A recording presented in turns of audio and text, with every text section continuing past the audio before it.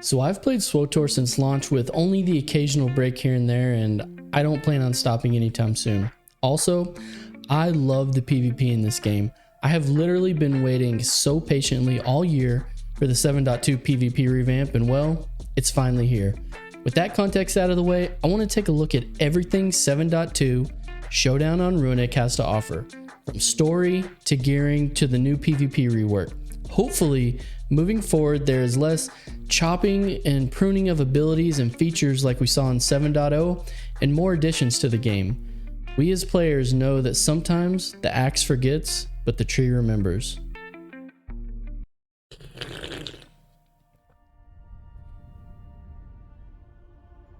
I think the majority of people who play this game are Star Wars fans first, who love the story aspects that BioWare has brought to this game. BioWare has told many different stories over the past 10 years of this game, ranging from some, well, uninspiring moments to, in my opinion, some of the absolute best Star Wars stories told in any genre, let alone in a video game. And I'm happy to say that Showdown on Runic is a return to some of the best storytelling SWTOR has to offer, in my opinion. I'm going to talk a little bit about the plot and some of the characters, and I'm not going to spoil anything. However, if you feel this is even too much and you want to weigh and experience everything for yourself, feel free to skip ahead. The story of Showdown on Runic is a continuing saga that concerns a Mandalorian named Shae Vizsla, and she's pitted against a rival Mandalorian who's vying for her power.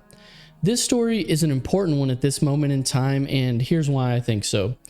If we go back to recent expansions, one of the biggest critiques is that the narrative mainly focused on a Force-centric storyline. I think many of the players who play non-Force users felt a little abandoned and didn't totally, it didn't resonate with them. I think the feeling was that many of their characters felt like almost sidekicks to the ongoing Jedi and Sith storylines. But I think BioWare made a conscious decision to try and balance the scales by continuing this Mandalorian-centered storyline, and I think it's really paid off. So I personally main a Force-wielding character, but as a legendary status player, which just means I've completed all 8 class storylines in the game, it's true that some of the best class stories actually come from non-Force using classes. But as the Jedi Shadow, I felt like I was for once maybe the sidekick and not the main character, and I actually found it to be pretty refreshing. It made the scope of the galaxy feel larger when you can kind of be a part of a story as a smaller side character. I think many of us were drawn to MMOs in the beginning because we were just one small character doing our part inside of a huge open shared world, and I get a small sense of that again when I play Showdown on Runic with my Jedi Shadow. And as you'd probably expect, there are some excellent dialogue exchanges with some of you and your Mandalorian companions. And if you roleplay, let's say your trooper or another character as a Mandalorian, then Showdown on Runic is an absolute must play in my opinion. One more thing I want to highlight about the storytelling is the quality of the cinematics that accompany the writing. The bar was definitely raised with Showdown on Runic. At times, you felt as if you were in a movie the way some of the scenes were captured, and the use of angles or the way the camera followed or moved in relation to the characters they were capturing. In a story like this, you definitely want to be immersed as much as possible, and the cinematics 100% added to the immersion of the story in a way that hadn't been done before, I don't think, in SWTOR, and I'm really looking forward to what they do in the future. So shout out to Ashley Rule, the cinematics lead designer, and the lead writer Caitlin Sullivan Kelly, and the rest of the story team. They did a great job. So let's switch gears and talk about gearing. So gearing has mostly stayed the same, but there were a couple changes that caught my eye. The gear score has been raised for PvE and PvP respectively. The soft cap for PvE is now 336, and this can be obtained by doing multiple types of PvE content such as flashpoints or operations.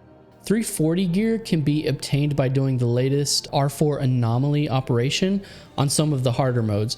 PvP gear is up to 332. most people will still go through hide and seek and do the dismantle quest so they can buy their mods and enhancements directly for credits. The interesting change for me, however, was the introduction of the exchange of conquest commendations for the FP1 stabilizers found at the Conquest gear vendor. Conquest commendations is a currency gained by doing all types of content in the game, and over time you'll obtain quite a lot of this currency. This illustration that I'm showing here is on swotorista.com, and it basically just outlines how the tiers of gear work and how you can acquire those pieces of gear. This new exchange of materials, though, means that over time, a player who only partakes in, let's say, Conquest or PvP can exchange their Conquest commendations for enough FP1 stabilizers, the Flashpoint currency, to upgrade a piece of blue armor all the way to 336. Now, this is significant because it means a piece of blue gear can upgrade high enough for the dismantle quest to buy 336 blue gear modifications straight from hide and seek, getting your gear pretty much all the way to 336. So I'm mainly happy with this change, with one exception. I feel like it was a bit of a missed opportunity and they could have gone even further. Most players you talk to view 6.0 as the best gearing the game has seen. Everyone over time could eventually get the top level of gear if they put in enough time. Some hold to the view that the top gear should be reserved for the most hardcore players doing the most cutting edge content. And regardless of where you land on this issue, it's undeniable how popular this system was for the majority of the player base in 6.0. So what should they have done in addition to the current changes? Well, as we continue to do the content we like, for me that's PvP, we build up the max amount of whatever currency we collect. So for myself, I have more Warzone accelerants than I could ever spend. I'm done gearing out my characters, so I really don't need any more. This holds true for dedicated Flashpoint enthusiasts or even operations enjoyers. I think there should be an exchange rate between all the different currencies. That's what I would add. For example, I think Flashpoint stabilizers, the currency used to buy and upgrade Flashpoint gear, should be able to be exchanged for PvP currency, the Warzone accelerants, or the operations currency as well. BioWare could obviously raise or lower the exchange rates to make certain tiers of gear slower or quicker to obtain using this method, giving all players a clear path to 336 blue or maybe even purple.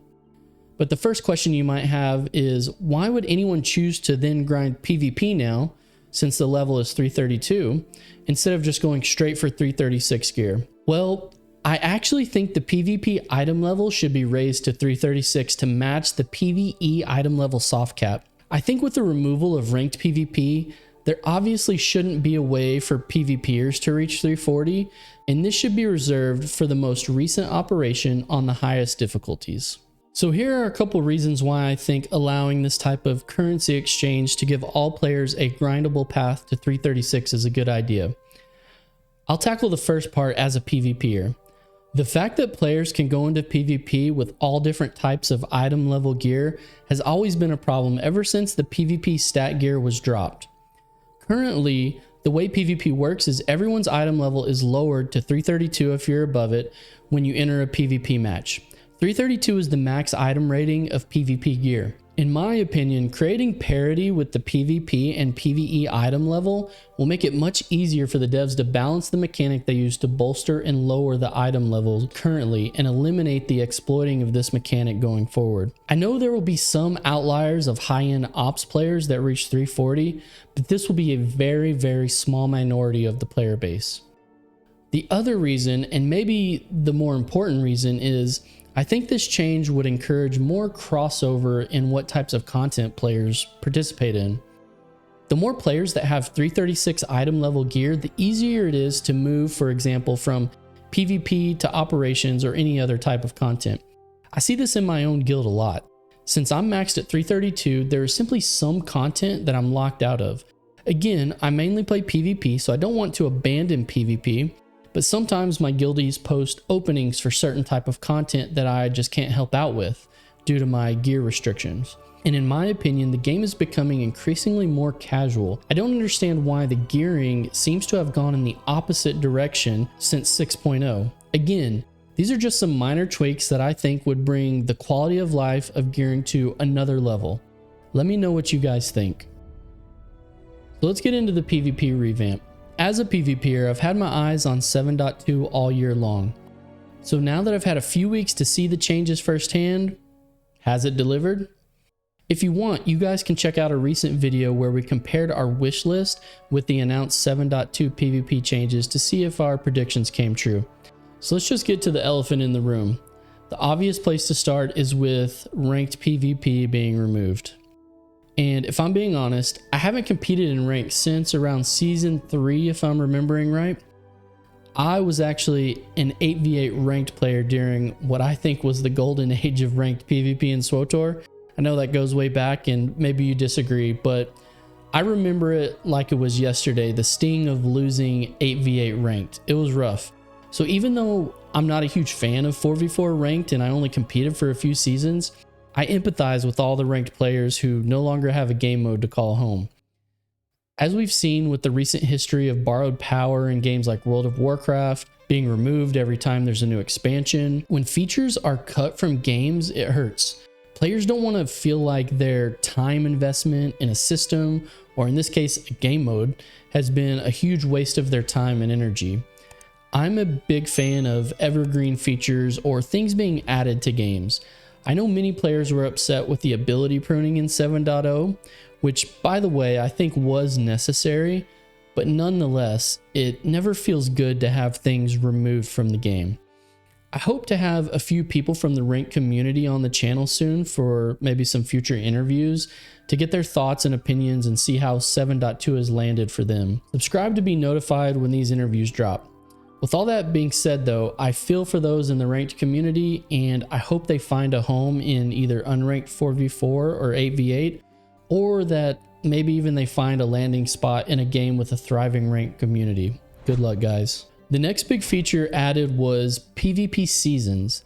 This is basically a battle pass or a reward track, much like the current Galactic Seasons battle pass, but tailored for PvP, obviously.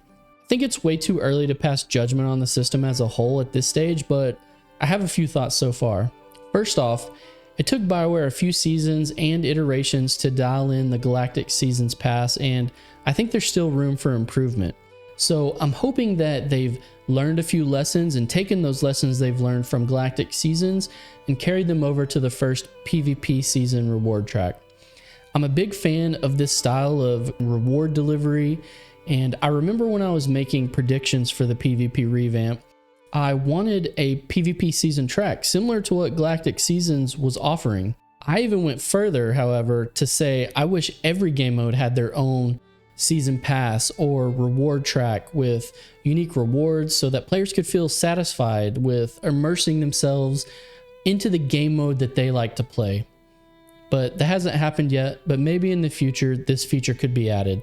Let me know if you would like that. If you're a Flashpoint player, would you like a dedicated Flashpoint reward track? I don't know. Let me know your thoughts. My first observation of the PvP Seasons is that it's rewarding and I think it's worthwhile to participate in if you are a PvPer. As a PvPer who plays a lot of different MMOs, many times I feel like a second-class citizen when it comes to rewards, and I think this does a lot to change that narrative in SWTOR. I mean, getting decos, weapons, armors, titles, I think all of that is plenty of motivation for me as a casual PvPer at this point to get into the game and play.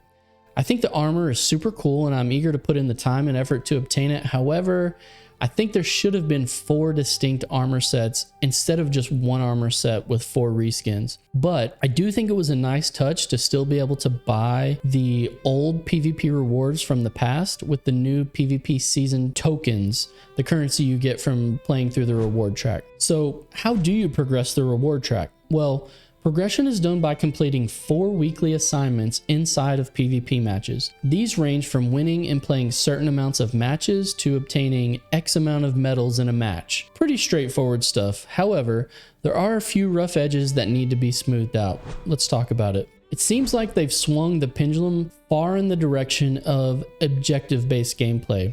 Getting medals as a DPS player is proving to be a struggle for many players, while healers and tanks seem to have a much easier time. I've been able to fill out my achievement for medal collection every week so far as a DPS, but I'm curious to hear if others are struggling to complete this task. The next issue I'm seeing in guild chat and in my friend circles is the new emphasis on arenas. Most of the players who weren't participating in ranked PvP were casual Warzone players. However, only 3 of the 4 weekly achievements are Warzone achievements, meaning arenas are now a necessity if you want to progress the new battle pass at the max rate and get the last weekly achievement. The weekly quest for arena has also been raised to 24 matches played, and that's double the requirement for Warzone matches needed, which seems a bit much. I think the thought process behind the decision is that arena matches take less time to complete, so the requirement should be much higher. I think what most players are finding, however, is that the queue times for arenas are much longer. So maybe after sitting in queue for a while and then playing a few arena matches, the time difference with Warzones I think is a wash. Luckily, we're able to queue for both arena and Warzones at the same time. But regardless, I'm confident BioWare will monitor the achievements and the PvP season pass progression times and make adjustments accordingly, as they've done with the Galactic seasons. So the last issue I want to bring up doesn't really affect me as much, but it does affect the Galactic Starfighter community, the GSF community.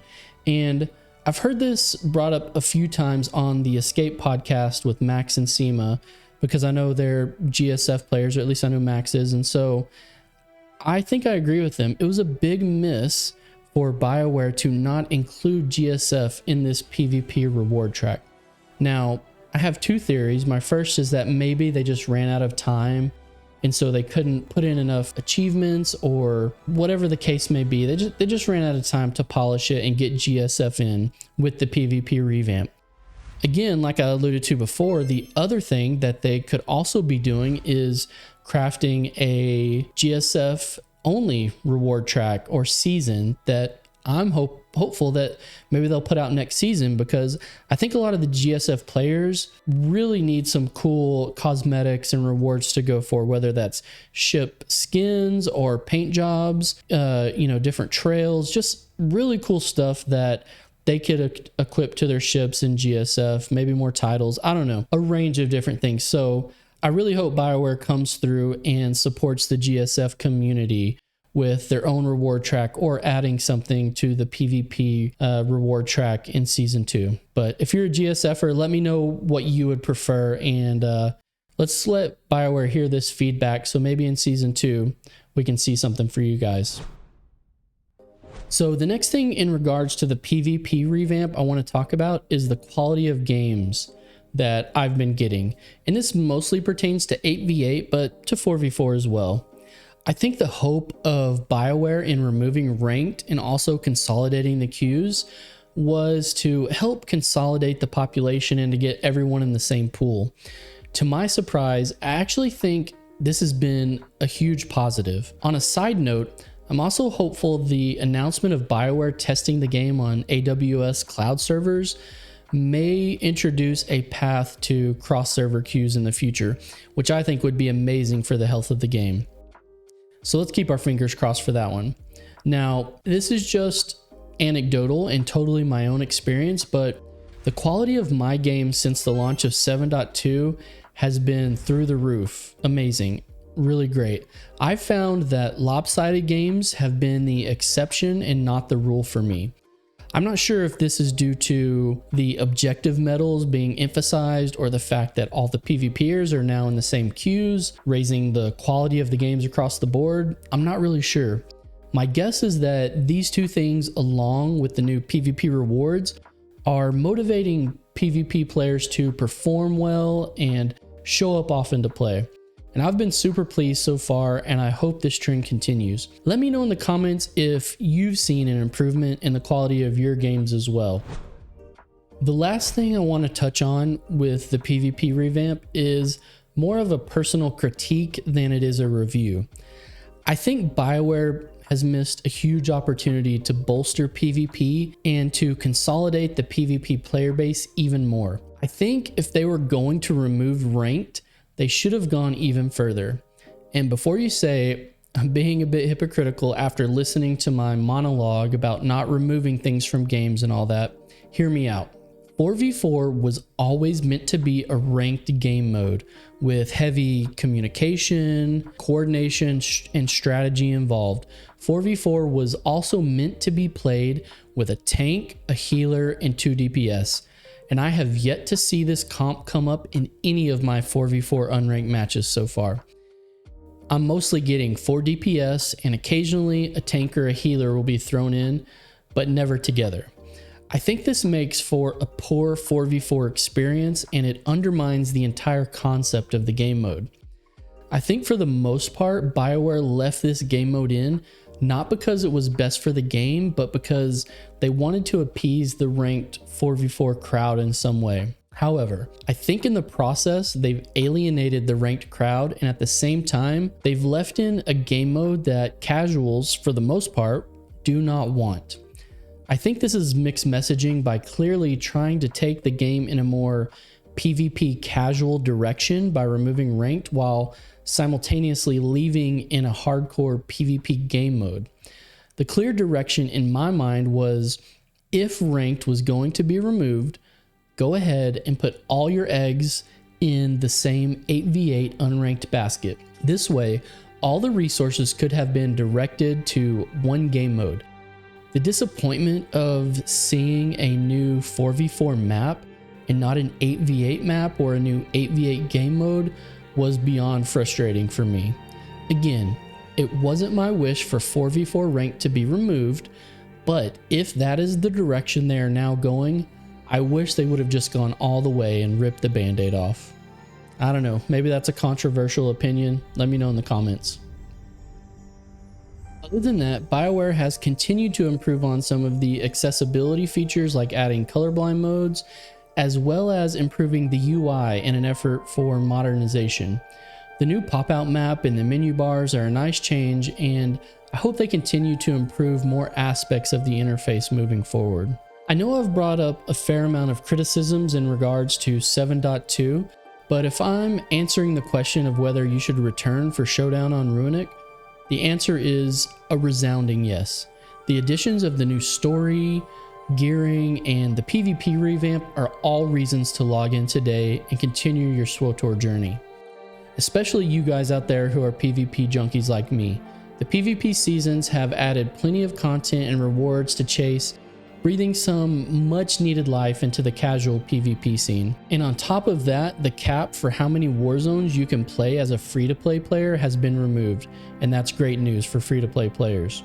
So thanks to everyone for joining me today, and if you like the content, let me know by hitting the like button and subscribing to the channel for more videos like this in the future. Thanks guys, I'll see you in the next one.